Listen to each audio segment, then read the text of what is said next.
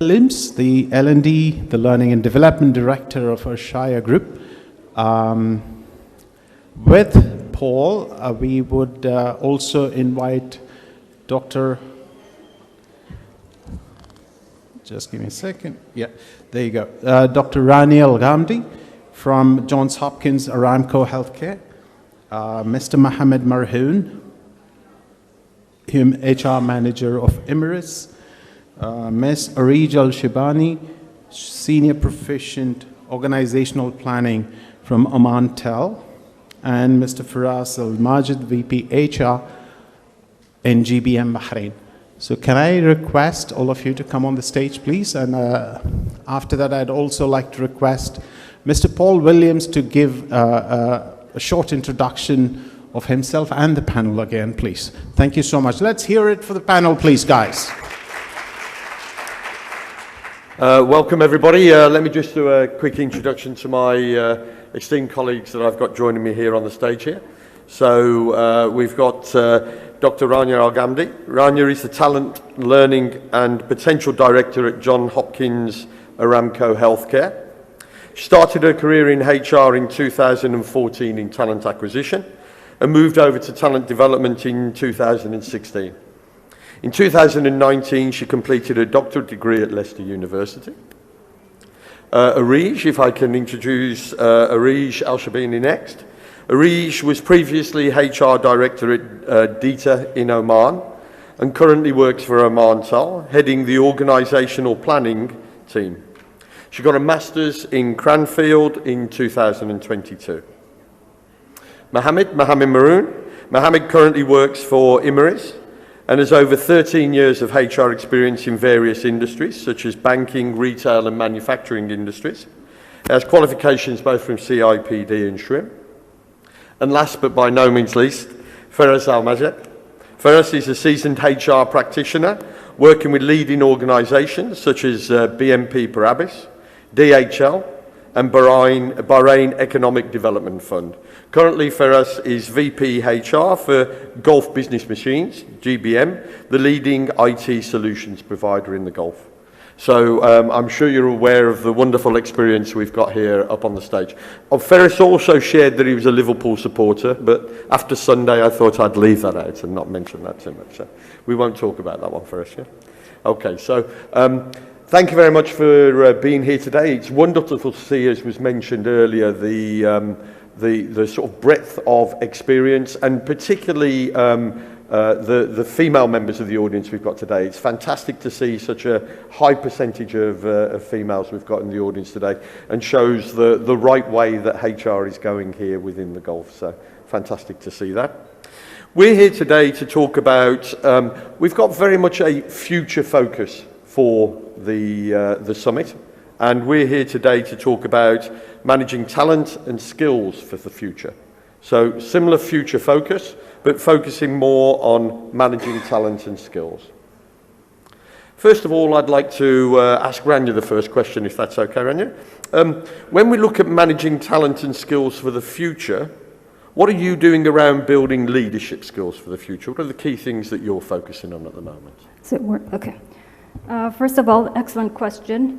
And I feel a little bit pressured following the previous panel discussion where excellent points were raised in regards to leadership. And an excellent discussion also happened a few minutes ago here with Dr. Corey and the rest of us. To start off, maybe I'd like to pause a little bit and reflect and think how the future of work looks like. And again, the previous panel discussion have discussed this and have brought up some excellent points in regards how the future of work looks like. The World Economic Forum, again, has a couple of reports published which emphasize on the future of work and the skills and how the imperatives look in the future. In 10 years, I'd like to think that the future of work focused more on job automation and digitalization. However, thanks to COVID, or not, I'd like to think that it revolutionized the future of work and the different changes that we currently experience, such as the changes in the workers, the way we do work, job descriptions, even perhaps the relationship between the employee and the employer. These are to name a few. And again, the World Economic Forum have an excellent paper in that regards. So back to your question, how do we build the leaders for the future? I believe that to answer this question, we need to define, prioritize, and then develop. By define, I mean we would define the strategy. So this brings us back to what was discussed in the previous panel, and Dr. Ron mentioned the strategy. So what is the strategy of the organization? What is the strategy and the goals and the organizational goals? What is it that we want in the future? How do we want our organization to look like? The brand of the organization. So these are all the things that need to be defined up front in order to identify the skills, the competencies of our leaders. And it is our job and responsibility as HR to have these defined when considering the framework. And I know that the word framework was mentioned in previous discussion before we even start to consider what leadership development programs we want in order to develop our leaders and to improve their skills. And second, I would also like to think that we need to prioritize. Think of urgency back in COVID. What was the urgency back then? Are we introducing telehealth? So right now I'm thinking of healthcare, for example. We're introducing telehealth. So what is it exactly, or what sort of competencies do we want our leaders to have in order to introduce telehealth, for example? Is it more of digital skills, for example, that we need our leaders to focus on? Again, focusing on healthcare. Well-being, for example, empathy. These are some of the skills or competencies that we can consider. And I'd also like to think we need to think of the job category. So is it the non-clinical leadership that we focus on? Clinical, what is it exactly that we're focusing on here? And of course, the leadership level. That's another layer that we need to consider as well. Coca-Cola, for example, back in the COVID period, they focused on lead and inspire as leadership competencies, and I'm sure this is in alignment with their strategy. Coursera, they focused on resiliency, and I know we discussed resiliency a few minutes ago. And we also have HP, so HP thought of employee engagement as something they'd like to focus on in terms of their leadership development or competencies for their leaders. So these are some examples of what different companies focused on in terms of leadership competencies and development. And after we define and prioritize, we can start developing. So consider the 70-20-10 rule. This is what we focus on in terms of leadership development. And have more emphasis on the IDP, the development plan, and keep on monitoring progress of the leaders. So it's important to have a structured approach, not to have a haphazard wing and prayer approach. It needs to be structured, it needs to be monitored, it needs to be added in the system. So these are some of the thoughts that I have, Paul, in terms of developing and building the leadership skills. Really appreciate it. Thank you, Randy. Yeah, some very good points there. A lot of skills, and I think all of us have got to look at our own businesses and look at the skills that are relative to that, and there are a lot of things there that's there. But you also mentioned the importance of having that structure, not just being sort of random in that sense as such. So Mohammed, if I move to you now, what do we need to do as HR practitioners to prepare for the future when it comes to talent management? Okay, so I believe talent management should be perceived as a long-term or a strategic approach for the organization. When we talk about talent management, we're talking about how we are making or integrating all the HR processes together in order for us to have or to attract people or talent, retain them, develop them, and even engage them. So this is really important. Back to your question, one of the main things that we have to set the ground for it, that whatever development or talent management programs that we have First of all, before we go forward with these things, we have to keep in mind one main or important thing, which is we have to understand the strategy of the organization, the business needs, and then align whatever processes or whatever talent management programs that we have in place with the strategy of the organization and its business needs. This is the ground focus, if I may say, that it has to be there in order for the talent management strategies that we will have ahead will be robust and successful. Okay.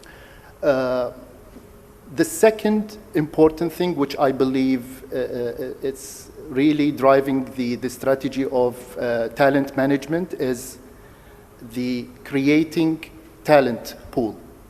So when we have talent pool, we're talking about like number of or members of the specific talent management pool.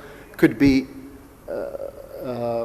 it could be hypos, it could be people for global assignments, for example. So you will have to set criteria for those people to meet, and then have a specialized or focused development programs and enrichment experience for those people, which will be different from the other workforce or human capital that you have in a place.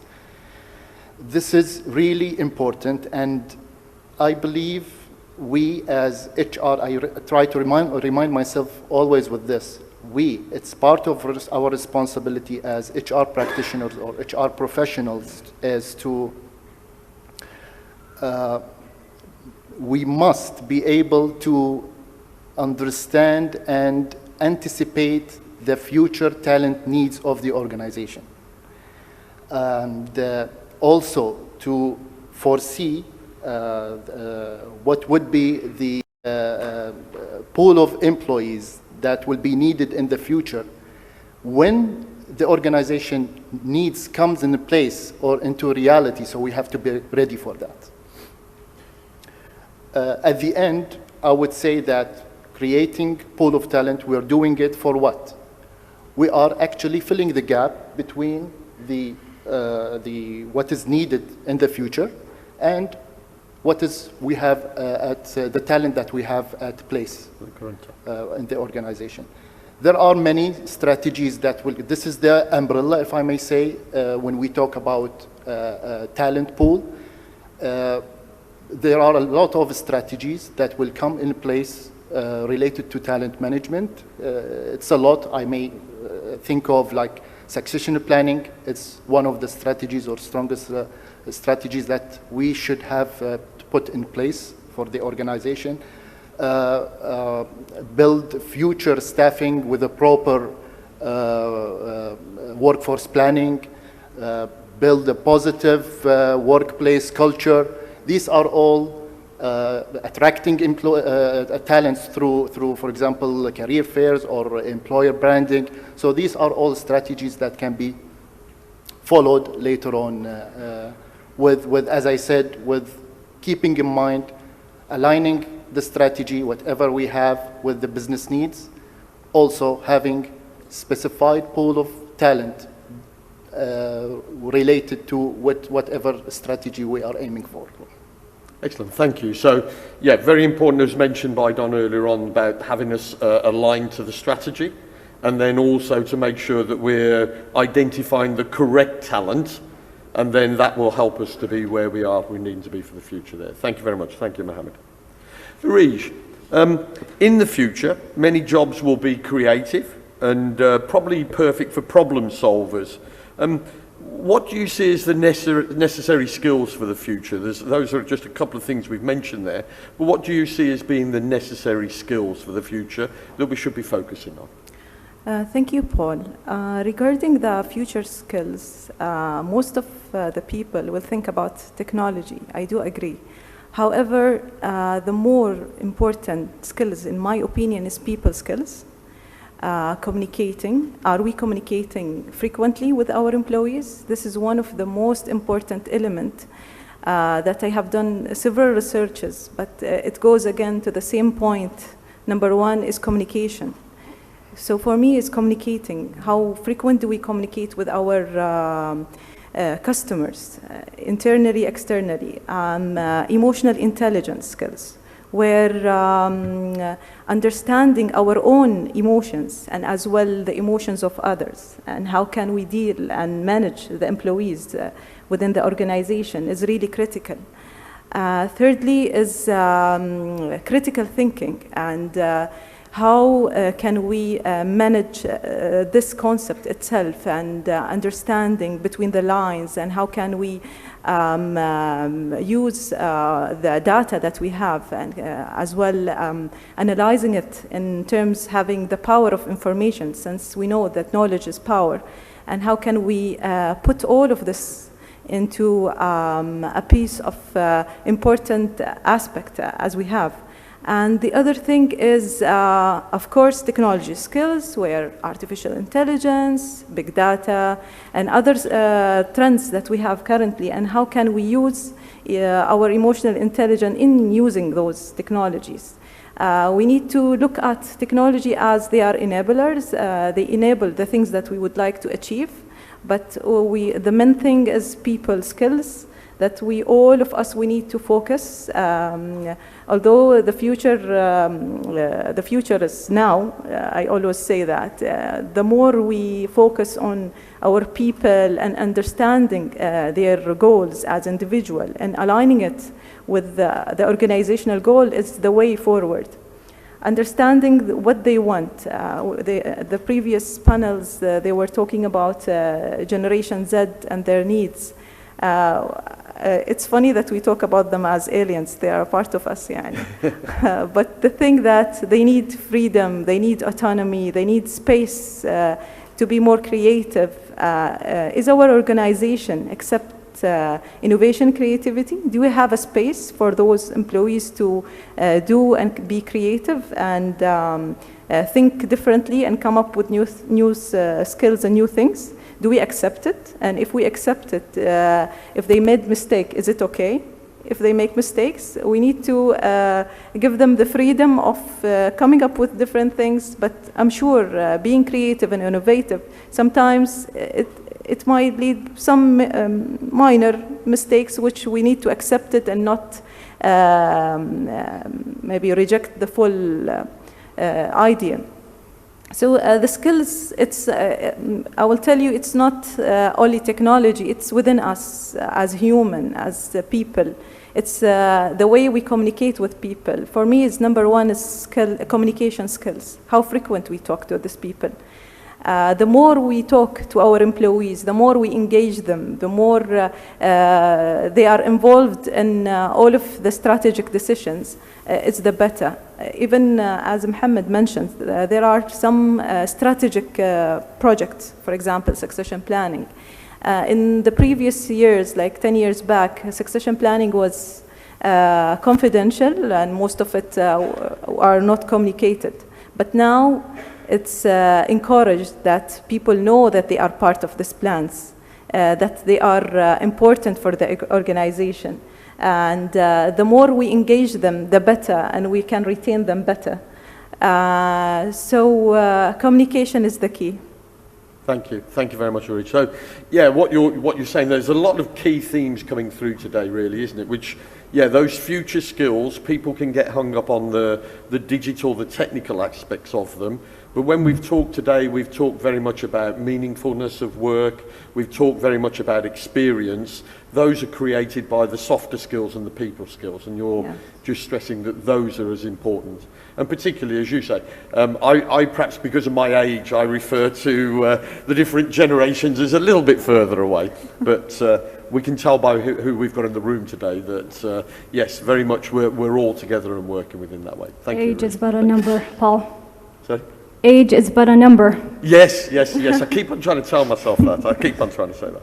Ferris, if I can ask you the question, working with an IT solution provider, how do you think technology can be leveraged, enhancing managing and attracting talent and upskilling the workforce? And can you provide us with some life examples from your organisation where technology was leveraged successfully? Yes, I think we have a technology. Oh, we got a... already. There we are. No, it's fine. Thank you, Reach. I think technology definitely can be leveraged, and it's a double-edged sword. So if we over-rely on technology and we dehumanize the HR function, that has drawbacks. But I can give you live examples where technology and talent management, you know, all of us know how now we're using LinkedIn and ATS systems or recruitment systems. The way you automate things is you're able to handle volume in a much more automated way, whether it's responding to candidates better, providing the same information consistently to everyone rather than relying on a recruiter to do all the filtering. You're able to use technology in that way. However, like what my fellow panelists, critical thinking is very important. And when we're doing hiring, we're creating a talent pool. So even if we're saying we just focus on the person we want to hire, that's not only important. We need to create a pool, so we need to create a positive experience even for the people we're not going to be hiring today. A lot of us lay the red carpet for people that we're going to hire today, and we say we neglect the people. So after the job interview, the person we're not selecting in this part of the world, they don't hear back from us. So you can then use technology to be able to make sure candidates are getting a timely reference, because now people are used to technology and getting a status of what's going on. So if you use your talent tracking systems positively, you can create an experience for everyone, not only the selected person, but everyone through the process. So later on, they're like, oh, I didn't get selected for this company this year, but in a year's time or 2 years' time, I'm still keen to join them. So it's very important to use technology to enable you to automate things, so it provides much more time for you to focus on the critical thinking, the analytics, and the onboarding, which is critical to make sure people are a success in the job. On the other side, on the learning front, we've used technology very, very well, especially during the COVID times, with e-learning platforms. We really leverage them, whether it's LinkedIn, Simply Learn, or our internal enablement programs, which we put on e-learning platforms. That provided us with the momentum to create a lifelong learning mantra within our group, where people are taking ownership. Before, when we were just using classroom-based learning, we have to make sure we get managers' approval, dedicate the people. Today, people can learn at their own convenience. They can stop and start whenever they're learning. And although this is something when we said we're going to give LinkedIn Learning, for example, to everyone in the organization, a lot of the GMs said, really? Everyone? Why? And so we're like, give it a chance. And not only that, because we've continuously gamified, you know, a lot of people in the previous panel talked about PlayStations and touchpads. You've got to, with the new generation, you've got to gamify. So for example, if you do, for example, 10 hours, you get a silver award, you get some sort of a financial recognition, you get a certificate that you can showcase on LinkedIn. You know, you've got to create even these small incentives that create that momentum, you know, because if we just do things like we say, communicate, we've got to create ongoing learning paths. So people think that, okay, why am I learning? Is it going to be put to use? Is my manager going to utilize the skill? So we send people to presentation skills. I always use this example. And then 5 or 10 of them come and say, but I've never got an opportunity to use this skill, but you sent me on this course. So we've got to make sure if people are learning stuff, we give them opportunities. And that's resulted in, for example, our company getting a LinkedIn award for having the best culture for learning by this investment. Not only does it enhance our employer brand, but even internally, there was like a slide by Ron Thomas with 1.5 years. So people are going to constantly learn. So today our focus isn't just hire the people who have the skill today. We need to hire people who have the ability to learn and unlearn. And that's a very key skill to have with people, where people are going to work with our legacy, help us during the transition, and be future ready. So when we talk about the future for work, the advice I give everyone in this room is make sure people get comfortable in your organization to learn and then unlearn. So today you're going to teach them something, and in 2 years' time you say, this is obsolete, guys, I'm sorry, we're going to have to learn again. So that later on, change management becomes embedded in the process rather than a separate department for change management. Very good, thank you very much. Yeah, there's a lot there that I'm hearing about connectivity, using technology for connectivity, whether that's with prospective candidates or whether it's with your existing people, and also using technology. Again, it was mentioned, I think, in Ron's slides about everybody's going to have to reskill every 1.5 years, so you've got to prepare people and build people in that mythology. And I think I also want to add about collaboration. Okay. Technology also can be used very effectively to collaborate. I know everyone's now familiar with Zoom and WebEx, and we had to use them during the pandemic because working from home or working remotely. But it also can create opportunities where before it's very hard to gather all the executives in a room. They might be in different geographies, or gather the executives to do a town hall in a particular day and organize the logistics. Now it's much easier, and if we leverage these tools much more effectively, or going to Regis' point about communication, if we leverage technology that helps us to communicate much more frequently, get the quality of the communication, also there have a two-way communication if we use these collaboration tools effectively. So I think we should make sure that we don't go back to 2019 since we've gone from the pandemic. There are also positive learnings for us that we can use going forward that helps us, save time, save costs, and obviously constantly reinforce the messaging and the culture we want to permeate to our workforce. Brilliant, thank you. So again, learn what we've experienced from COVID and make sure we take that forward and don't forget it, yeah? So Rania, if I come back to you again, are you ready for the increasing future demand for online and virtual learning? Do you feel you're ready for that? Wow, excellent segue. So I'm going to quote one of my professors. So his answer to every single question is, it depends. So the answer is it depends. Shout out to Professor McLean, wherever he is. It depends, Paul, again, back to the strategy of the organization, budget, and what's available out there. And again, I'm going to say that thanks to COVID, we've noticed a record-breaking increase in the number of online learning platforms out there, and different applications that support online learning and education. I think I was reading a paper 2-3 days ago. It was by Shaw 2021, and it stated that in 2012 to 2019, there was a 36% increase in online learning. Now, does anyone care to throw a number, the 2020 increase? Any thoughts, anybody? Any thoughts? Increase? It's unbelievable. 93%. 80, I think it was. 90. So yeah, I mean, looking at this room, looking at everyone, I doubt anyone here has not tried to sign in to any of the online platforms, whether it's Coursera, Udacity, LinkedIn Learning, and what have you. So all of us have a LinkedIn Learning account or any of these online learning platforms. And I think we can see definitely an increase in competition between these different platforms and the different companies. So this increase in the competitiveness definitely affected the quality.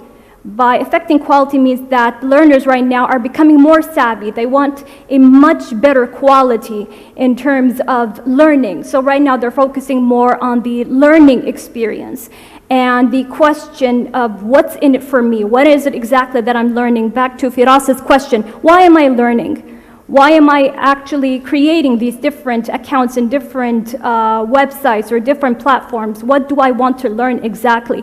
What can the online platform offer me as a learner? I was also reading another interesting article.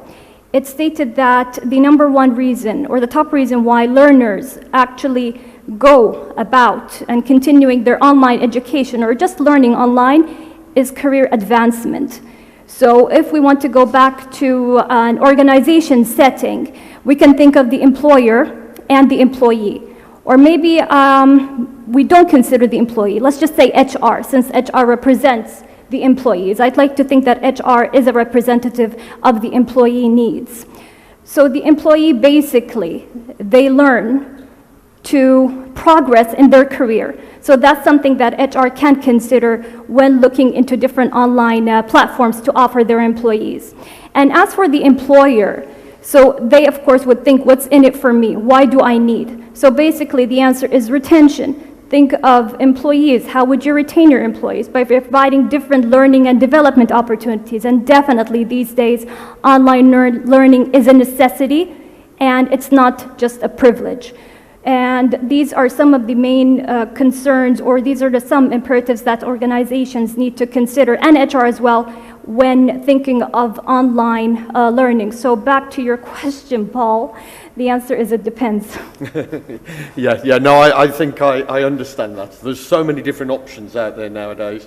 You've mentioned that you can either do it internally with the company and you can have the budget for that, but there's lots of free options out there. So it's very much making sure that you're giving that availability to your teams in that respect. Okay, thank you. Mohammed, looking to the future, how can we ensure we have effective talent management in place? And more importantly, how do we measure that effectiveness? Well, thank you for the question, Paul. So before, I just want to simplify my thoughts on this, because we have always to differentiate between efficiency and effectiveness. So when we measure, or if we have metrics related to activities, then we are measuring efficiency. But when we having metrics related to performance, here we are measuring the effectiveness, and this is very important. I can give one example of that. I can have a KPI, for example, where I have to achieve certain number of trainings for the organization, and I can achieve it. This is going to be an efficiency for me, because I'm having this activity done within the set of KPIs that I have. But the question which we always have to keep in mind is that our trainings that we have in place, in this particular example, are the training that we have in place effective? What is the return on investment? What behaviors has been changed by having our employees attending these kind of trainings?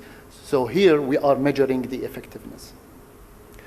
So I can think of when we want to measure the talent management, I can think of specific or particular metrics that we can use, which will help us a lot in seeing if we are effective or not. I can think of, when it comes to succession planning, we can see what will be, for example, the percentage of the positions that we have in place with the number of successors that we have. So how we are achieving this. This is an important metric that will help us know if we are effective here or not. For example, when we talk about external recruitment versus internal promotions, what is the numbers? Do we have a higher number, for example, a high number of internal promotions set in place? This will give us an indication of a successful or effective talent management. There are a lot of KPIs that will measure this. For example, yes, turnover rate, and especially when we associate this turnover with the performance of the employee. So you may see sometimes that we have a turnover rate with an average performer or a low performers, but it's maybe, for me, this is an okay thing. Maybe this is a healthy turnover, but it will be really crucial and alarming for us if we have, for example, a turnover which is coming from our talented employees or a high top performers employees that we have in our organization. So this is an indicator as well where we can measure. I can think of engagement and enablement rate. When we do engagement surveys, this will give an indication as well. So also, if we are differentiating the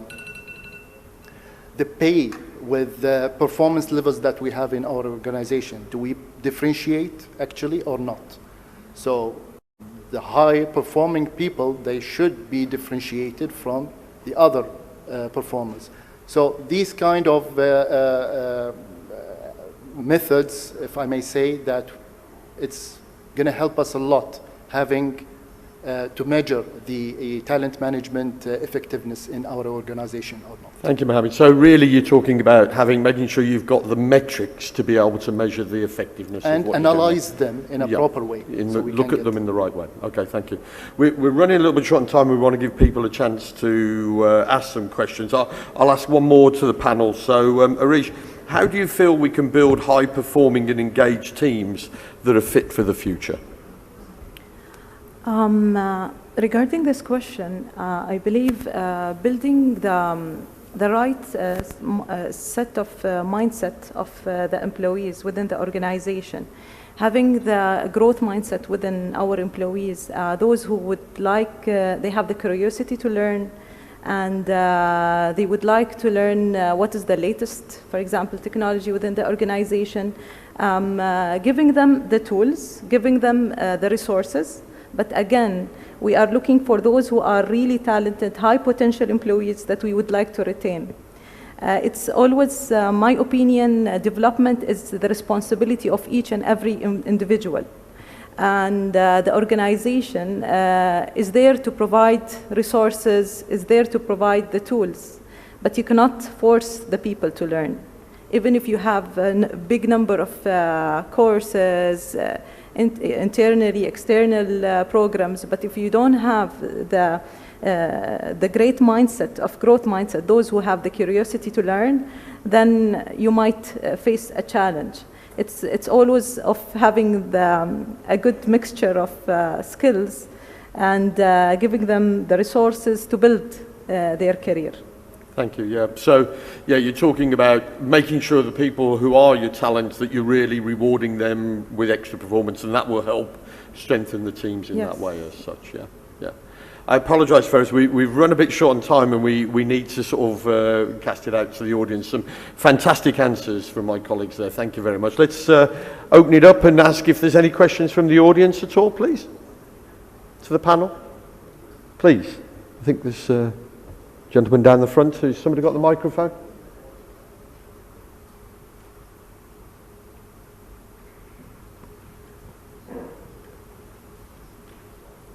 Thank you.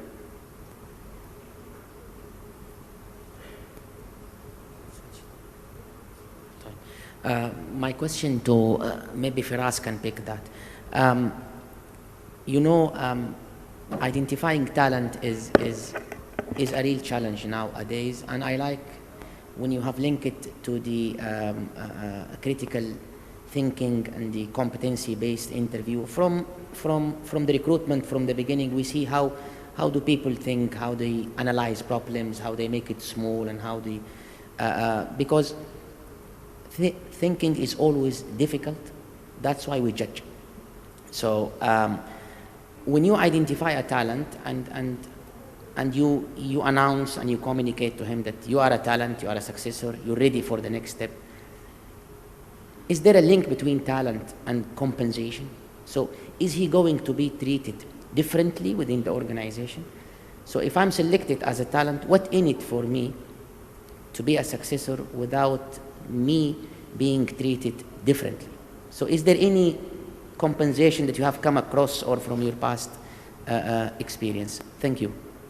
Good question, Wallah. I think it's important, and I might say something that's slightly controversial. We do treat talented people differently.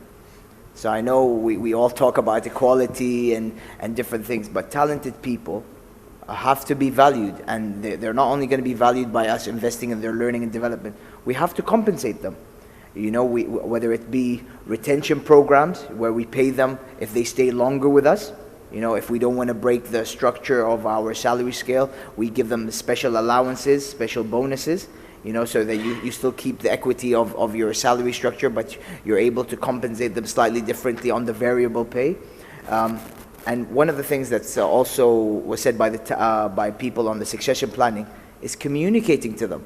There's no point telling the talent after he resigns, oh, we had a plan for you in a year or 2 years' time. You've got to communicate with them and constantly communicate with them. And sometimes not only rely on his direct manager to communicate. Sometimes it can be the GM or the CEO or the HR bringing the high potentials, even if there isn't a program. A lot of us might do programs from time to time for high potentials. you know, a batch, here's a learning program. But from time to time, make them feel valued, not only rely on their manager to communicate. Because retention, yes, is on the financials, but it is on making somebody feel valued within the organization. And that can only come with constant communication. You might tell them 2 years, but every 3 months, reinforce that so that the person doesn't get itchy feet for him to look elsewhere. Because all of you here, I'm sure, want talented people from other organizations who are ready to pick. And it's the responsibility of the current organization to make sure it becomes more difficult for all of us to attract your top talent. Thank you for that answer for us, yeah? Can I comment? Please, Mohammed, yes, please. First of all, I would definitely agree that it's only fair to treat the talented people in a different way. I believe this is part of equity as well. Just to comment and to add to what have been said as well, which I believe this is a reality that we are facing in some of our work, and some of the organizations, that when we develop those employees, the talented people, for any specific setup, for example, assignments, global assignments, succession, whatever. So we have to have a commitment from all parties, starting from the top management and going down. This commitment, even with the employee side as well, because they take the part of the ownership on getting the development. If you have someone who's not really interested in having the development, then you don't have to invest in this person. So it's simple as this. So the commitment is really important, and we tend to sometimes to forget. We have succession planning. I can talk about my experience. Sometimes we have a succession planning for a specific or critical positions, and we set a development plan for those particular people, but we tend to fall back when it comes to following up. We tend to fall back when it comes to commitment from the line manager, from the leaders, from the HR as well. So this is something really, really important, and sometimes it's I can say, one of the downfalls, that we will not be able to reach that successful talent management or succession planning in this example if we are not putting all the pieces together in order. Yeah. Thank you. I think you've got a comment, Rania, yeah? Mohammed already mentioned succession planning, and he also mentioned a very important point, which is having a plan. So a development plan is very, very important, whether it's in succession plan, leadership development, or employee retention. Just try to show them the bigger picture. Maybe you can challenge them with the specific stretch goals, so to keep them engaged, to keep them challenged, to keep them interested. And following up back to Mohammed's point is very important. So keep on following up in terms of progress, show them the bigger picture and where this company is, and keep on engaging with these high potential. And I think it's very important to keep on engaging them in different projects, getting their opinion if possible, and communicating with them as much as possible. Yeah. Thank you, thank you. I'm not sure if we've got time for another question, or we're out of time. Okay, no, fully understood, fully understood. Thank you all very much. Some fantastic answers there. Thank you everybody.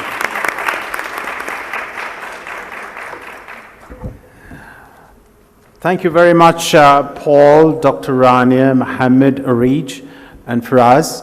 I'd like to always, as always, present them with a small token of appreciation for spending their time and their thoughts with us.